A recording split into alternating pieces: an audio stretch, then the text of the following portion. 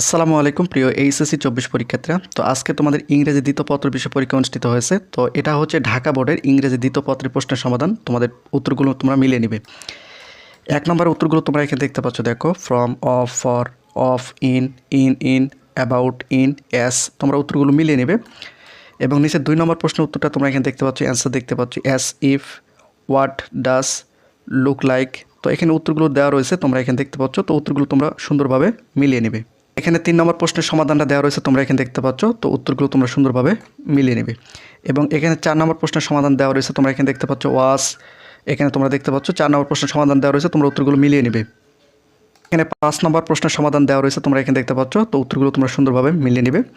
এবং এখানে 6 নম্বর প্রশ্নের সমাধান দেওয়া রয়েছে, তোমরা এখানে দেখতে পাচ্ছ। তো সুন্দর করে তোমরা প্রশ্নের সঙ্গে উত্তরগুলো মিলিয়ে নেবে। এবং এখানে 7 নম্বর প্রশ্নের সমাধান দেওয়া রয়েছে, তোমরা এখানে দেখতে পাচ্ছ। তো উত্তরগুলো তোমরা সঠিকভাবে মিলিয়ে নেবে।